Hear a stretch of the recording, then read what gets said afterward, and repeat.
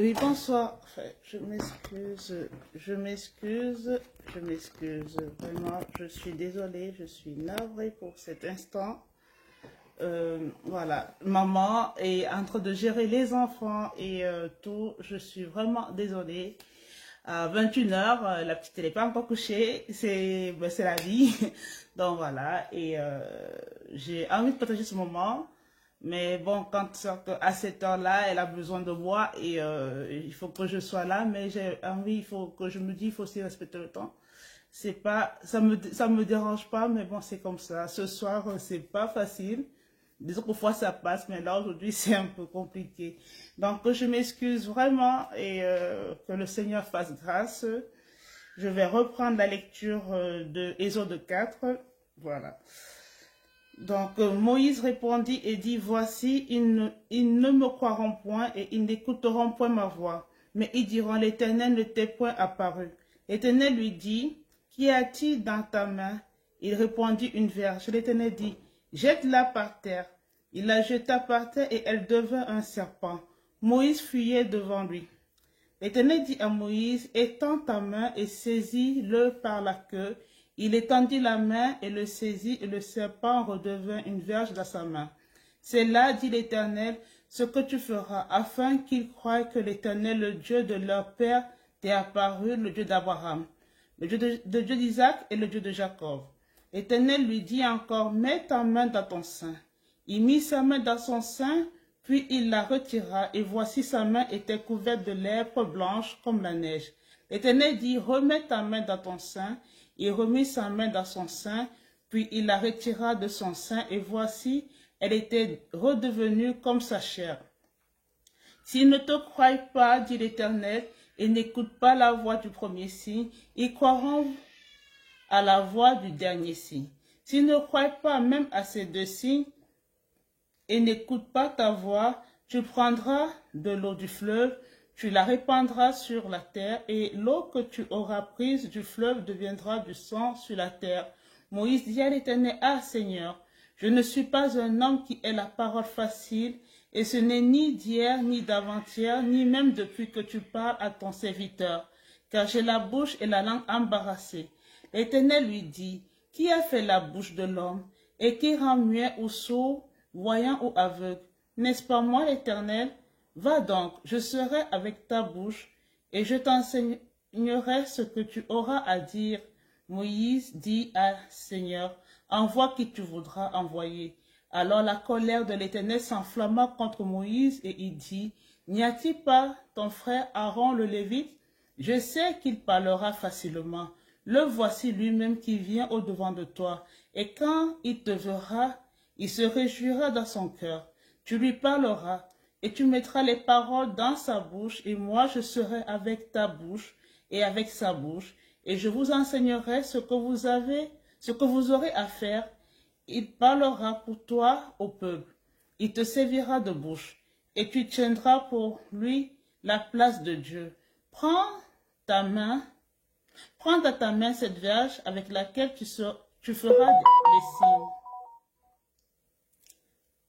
Moïse s'en alla et de retour auprès de Jéthro, son beau-père, il lui dit, laisse-moi, je te prie, aller rejoindre mes frères qui sont en Égypte, afin que je voie s'ils sont encore vivants. Jéthro dit à Moïse, va en paix. L'Éternel dit à Moïse et en mendiant, va, retourne en Égypte, car tous ceux qui en voulaient à ta vie sont morts. Moïse prit sa femme et ses fils, les fit monter sur des ânes et retourna dans le pays d'Égypte. Il prit dans sa main la verge de Dieu.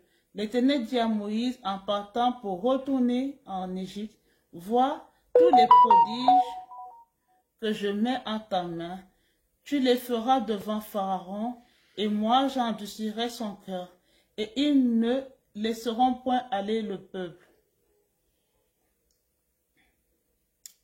Tu diras à Pharaon, ainsi parle l'Éternel, Israël est mon fils, mon premier-né. Je te dis, laisse aller mon fils pour qu'il me serve. Si tu refuses de le laisser aller, voici je ferai périr ton fils, ton premier-né. Pendant le voyage, en un lieu où Moïse passe la nuit, l'Éternel l'attaqua et voulut le faire mourir. Séphora prit une pierre aiguë, coupa le prépuce de son fils et le jeta aux pieds de Moïse, en disant, « Tu es pour moi un époux de sang. » Et l'Éternel le laissa. C'est alors qu'elle dit, « Époux de sang, à cause de la circoncision. » L'Éternel dit à Aaron, « Va dans le désert au-devant de Moïse. » Aaron partit. Il rencontra Moïse à la montagne de Dieu et il le baisa. Moïse fit connaître à Aaron toutes les paroles de l'Éternel qu'il avait envoyées et tous les signes qu'il lui avait ordonné de faire. Moïse et Aaron poursuivirent leur chemin et ils assemblèrent tous les anciens des enfants d'Israël. Aaron rapporta toutes les paroles que l'Éternel avait dites à Moïse et il exécuta les signes aux yeux du peuple. Et le peuple crut. Il apprit que l'Éternel avait visité les enfants d'Israël, qu'il avait vu leur souffrance, et ils s'inclinèrent et se prosternèrent. Amen. Donc maintenant, je vais lire la parole dans le livre de Job.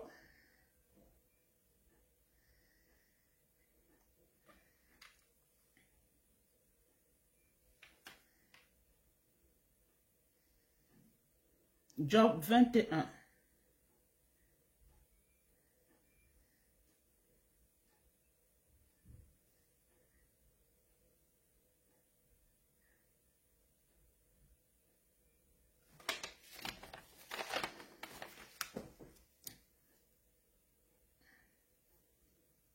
Job prit la parole et dit, « Écoutez, écoutez mes paroles.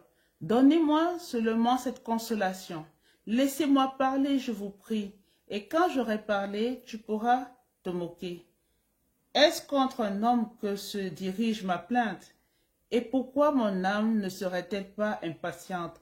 Regardez-moi, soyez étonnés, et mettez la main sur la bouche. Quand j'y pense, cela m'épouvante, et un tremblement saisit mon corps. Pourquoi les méchants vivent-ils? Pourquoi les voit-on vieillir et accroître leur force? Leur postérité s'affermit avec eux et en leur présence. Leurs rejetons prospèrent sous leurs yeux. Dans leur maison règne la paix, sans mélange de crainte. La verge de Dieu ne vient pas les frapper. Leurs taureaux sont vigoureux et féconds. Leurs génisses conçoivent et n'avortent point. Ils laissent courir leurs enfants comme des brebis, et les enfants prennent leur ébat. Ils chantent au son du tambourin et de la harpe. Ils se réjouissent au son du chalumeau. Ils passent leur jour dans le bonheur et ils descendent en un instant au séjour des morts. Ils disparaissent, ils disaient pourtant à Dieu, retire-toi de nous. Nous ne voulons pas connaître tes voies. Qu'est-ce que le Tout-Puissant pour que nous le servions? Que gagnerons-nous à lui adresser nos prières? Quoi donc? Ne sont-ils pas en possession du bonheur? Loin de moi le conseil des méchants. Mais arrive-t-il souvent que leurs lampes s'éteignent, que la misère fond sur eux, que Dieu leur distribue leur part dans sa colère, qu'ils soient comme la paille emportée par le vent, comme la balle enlevée par le tourbillon? Est-ce pour les fils que Dieu réserve le châtiment du Père? Mais c'est lui que Dieu devrait punir pour qu'il le sente. C'est lui qui devrait contempler sa propre ruine. C'est lui qui devrait boire la colère du Tout-Puissant, car que lui importe sa maison après lui, quand le nombre de ses mois est achevé? Est-ce à Dieu qu'on donnera de la science, à lui qui gouverne les esprits célestes? L'un meurt au sein du bien-être, de la paix et du bonheur, les flancs chargés de graisse et la moelle des os remplis de sève. L'autre meurt l'amertume d'Alam, sans avoir joui d'aucun bien. Et tous deux se couchent dans la poussière. Tous deux deviennent la pâture des vers. Je sais bien quelles sont vos pensées. Quel jugement inique vous portez sur moi. Vous dites, où est la maison de l'homme puissant? Où est la tente qu'habitaient les impies? Mais quoi, n'avez-vous point interrogé les voyageurs et voulez-vous méconnaître ce qu'ils prouvent? Au jour du malheur, le méchant est épargné. Au jour de la colère, il échappe. Qui lui reproche en face sa conduite? Qui lui rend ce qu'il a fait? Il est porté dans un sépulcre et il veille encore sur sa tombe. Les mottes de la vallée lui sont légères et tous après lui suivront la même voie, comme une multitude l'a déjà suivi. Pourquoi donc m'offrir de vaines consolations? Ce qui reste de vos réponses n'est que perfide. Amen. Voici pour le livre de Job. Je vais ensuite lire dans le Nouveau Testament Luc chapitre 7.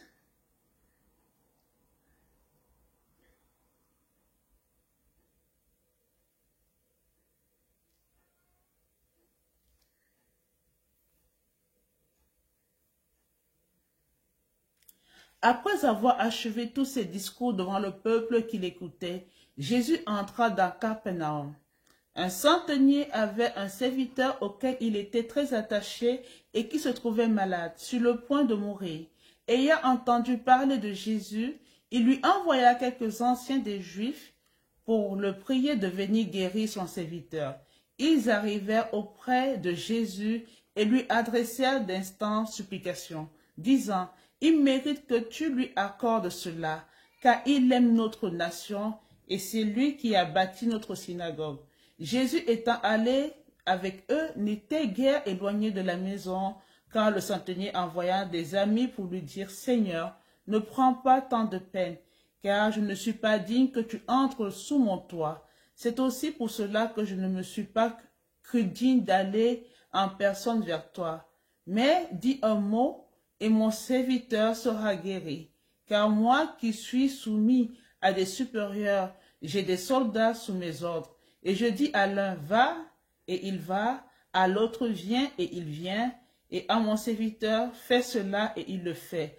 Lorsque Jésus entendit ces paroles, il admira le centenier, et se tournant vers la foule qui le suivait, il dit: je vous le dis, même en Israël, je n'ai pas trouvé une aussi grande foi. De retour à la maison, les gens envoyés par le centenier trouvaient guéri le serviteur qui avait été malade. Le jour suivant, Jésus alla dans une ville appelée Naïm. Ses disciples et une grande foule faisaient route avec lui. Lorsqu'il fut près de la porte de la ville, voici on portait en terre un mort, fils unique de sa mère, qui était veuve. Et il y avait avec elle beaucoup de gens de la ville. Le Seigneur, l'ayant vue, fut ému de compassion pour elle et lui dit: ne pleure pas. Il s'approcha et toucha le cercueil. Ceux qui le portaient s'arrêtèrent. Il dit: jeune homme, je te le dis, lève-toi. Et le mort s'assit et se mit à parler. Jésus le rendit à sa mère. Tous furent saisis de crainte. Et ils glorifiaient Dieu, disant: un grand prophète a paru parmi nous, et Dieu a visité son peuple. Cette parole sur Jésus se répandit dans toute la Judée et dans tout le pays d'alentour.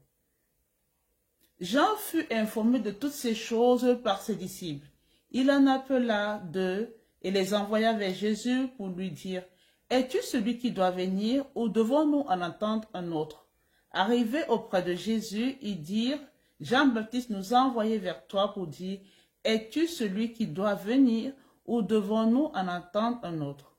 À l'heure même, Jésus guérit plusieurs personnes de maladies, d'infirmités et d'esprits malins, et il rendit la vue à plusieurs aveugles. Il leur répondit: allez, rapportez à Jean ce que vous avez vu et entendu. Les aveugles voient, les boiteux marchent, les lépreux sont purifiés, les sourds entendent, les morts ressuscitent. La bonne nouvelle est annoncée aux pauvres. Heureux celui pour qui je ne serai pas une occasion de chute. Lorsque les envoyés de Jean furent partis, Jésus se mit à dire à la foule au sujet de Jean: qu'êtes-vous allé voir au désert? Un roseau agité par le vent? Mais qu'êtes-vous allé voir? Un homme vêtu d'habits précieux? Voici ceux qui portent des habits magnifiques et qui vivent dans des délices sont dans les maisons des rois. Qu'êtes-vous donc allé voir? Un prophète? Oui, vous dis-je, et plus qu'un prophète. C'est celui dont il est écrit, voici, j'envoie mon messager devant ta face pour préparer ton chemin devant toi. Je vous le dis, parmi ceux qui sont nés de femmes, il n'y en a point de plus grand que Jean. Cependant, le plus petit dans le royaume de Dieu est plus grand que lui. Et tout le peuple qui l'a entendu, et même les publicains, ont justifié Dieu en se faisant baptiser du baptême de Jean. Mais les pharisiens et les docteurs de la loi, en ne se faisant pas baptiser par lui, ont rendu nul à leur égard le dessein de Dieu. À qui donc comparerai-je les hommes de cette génération, et à qui ressemblent-ils? Ils ressemblent aux enfants assis dans la place publique, et qui, se parlant les uns aux autres, disent, nous avons joué de la flûte, et vous n'avez pas dansé. Nous avons chanté des complaintes, et vous n'avez pas pleuré. Car Jean-Baptiste est venu, ne mangeant pas de pain et ne buvant pas de vin, et vous dites, il a un démon. Le Fils de l'homme est venu, mangeant et buvant, et vous dites, c'est un mangeur et un buveur, un ami des publicains et des gens de mauvaise vie. Mais la sagesse a été justifiée par tous ses enfants. Un pharisien pria Jésus de manger avec lui. Jésus entra dans la maison du pharisien et se mit à table.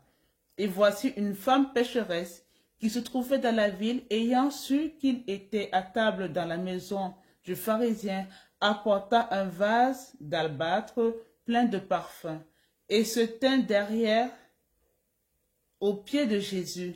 Elle pleurait et bientôt elle lui mouilla les pieds de ses larmes, puis les essuya avec ses cheveux, les baisa et les oignit de parfum. Le pharisien qui l'avait invité, voyant cela, dit en lui-même, si cet homme est prophète, il connaîtrait qui et de quelle espèce est la femme qui le touche, il connaîtrait que c'est une pécheresse. Jésus prit la parole et lui dit, Simon, j'ai quelque chose à te dire. Maître, parle, répondit-il. Un créancier avait 2 débiteurs. L'un devait 500 deniers et l'autre 50. Comme il n'avait pas de quoi payer, il leur remit à tous 2 leurs dettes. Lequel l'aimera le plus? Simon répondit, celui, je pense, auquel il a le plus remis. Jésus lui dit, tu as bien jugé. Puis, se tournant vers la femme, il dit à Simon, vois-tu cette femme? Je suis entré dans ta maison et tu ne m'as point donné d'eau pour laver mes pieds, mais elle les a mouillés de ses larmes et les a essuyés avec ses cheveux. Tu ne m'as point donné de baiser, mais elle, depuis que je suis entrée, elle n'a point cessé de me baiser les pieds.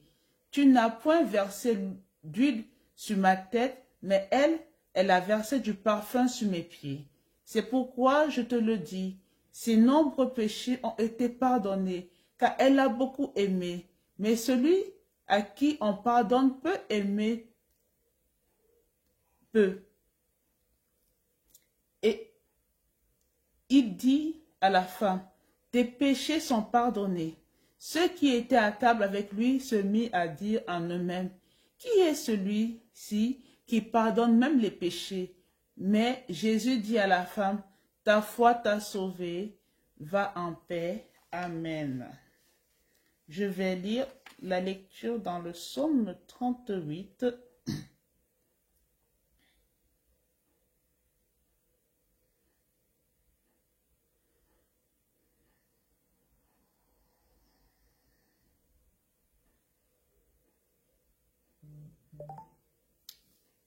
Je lis la lecture. Éternel, ne me punis pas dans ta colère et ne me châtie pas dans ta fureur, car tes flèches m'ont atteint et ta main s'est appesantie sur moi.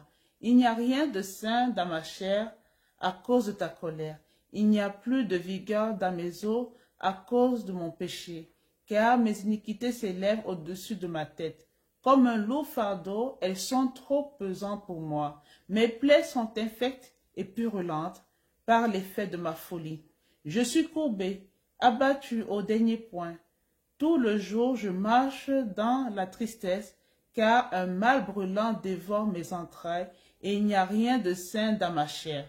Je suis sans force, entièrement brisé. Le trouble de mon cœur m'arrache des gémissements. Seigneur, tous mes désirs sont devant toi, et mes soupirs ne te sont point cachés. Mon cœur est agité, ma force m'abandonne, et la lumière de mes yeux n'est plus même avec moi. Mes amis et mes connaissances s'éloignent de ma plaie, et mes proches se tiennent à l'écart. Ceux qui en veulent à ma vie tendent leurs pièges, ceux qui cherchent mon malheur disent des méchancetés et méditent tout le jour des tromperies. Et moi, je suis comme un sourd, je n'entends pas, je suis comme un muet qui n'ouvre pas la bouche, je suis comme un homme qui n'entend pas, et dans la bouche duquel il n'y a point de réplique. Éternel, c'est en toi que j'espère. Tu répondras, Seigneur mon Dieu, car je dis, ne permets pas qu'il se réjouisse à mon sujet, qu'il s'élève contre moi si mon pied chancelle, car je suis prêt de tomber, et ma douleur est toujours devant moi, car je reconnais mon iniquité, je suis dans la crainte à cause de mon péché, et mes ennemis sont pleins de vie, pleins de force. Ceux qui me haïssent sans cause sont nombreux, ils me rendent le mal pour le bien, ils sont mes adversaires parce que je recherche le bien. Ne m'abandonne pas, Éternel, mon Dieu, ne t'éloigne pas de moi. Viens en hâte à mon secours, Seigneur, mon salut. Amen. Je vais terminer pour ce jour dans Proverbe 10, versets 8 à 9.